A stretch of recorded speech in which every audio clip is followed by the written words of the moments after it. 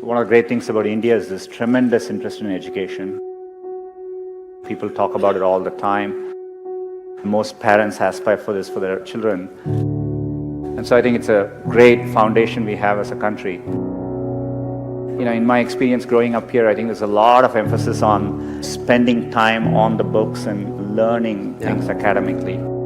I think there's a lot of pressure to follow set lanes throughout your career. You're in high school, you're thinking about college. A lot of times when I was younger, people would say, this person didn't get into this college or something, and that's the end of the road. I mean, life is so different from that.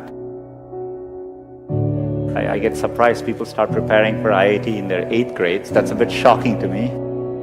I get very surprised people come to IITs and immediately they are thinking about IIMs and so on.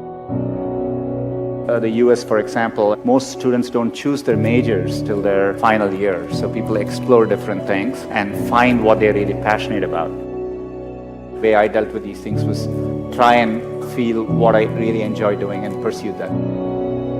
I would do what feels something like you like spending time on. I would use that as a yardstick and not feel the pressure to do what others are telling you to do. I've always wanted to work on computing, build computing products. The thing which still keeps me going is the desire to build products which will be used by billions of users and makes a difference for them. And that's what I've been focused on.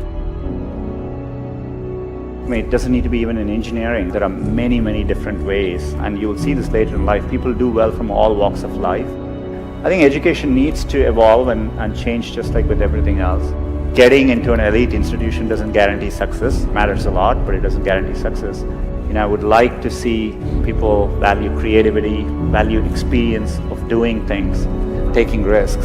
It is important to be well-rounded. I would encourage people to try different things, take some risks, follow their passions a little bit more, enjoy what you're doing. And what matters most is loving what you're doing and trying to do well at it. So I think if you follow your heart and do what you like, you will always do much better. It's worthwhile taking risks and trying to do something you're really excited by. And if the first attempt you don't do it, you can try again, and things tend to work out in the long run. If you work on really difficult things, you're better off because you have no competition. Others aren't working on that difficult a problem. Even if you fail, you end up doing something great in the process. You want to aim high enough that you fail a few times. I think that's the natural part of the process. Setbacks actually don't matter. In Silicon Valley, part of the reason so many people start up a company is, starting up a company and even having failed, you can wear it like a badge of honor. And I think that's important. Culturally, risk is rewarded. So I think it's important to keep your hopes, keep your dreams, and try to follow them. Most of how life plays out is up to you, not up to what happens outside of you. And I think it's important to keep that in mind and take the long-term view.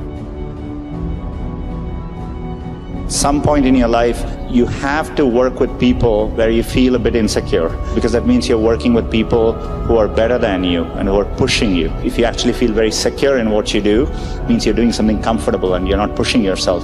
There are many, many times I felt working with people in a group, am I doing enough? These people seem much better than me, and I think it's an inherent part of learning. And as a leader, I think it's really important to build organizations where people actually want to work together and trusting them to doing the right thing. And as a leader, it's less about trying to be successful and more about to make those people successful. I'm absolutely, with full certainty convinced that India will be a global player in the digital economy, and it'll be competitive with any country in the world.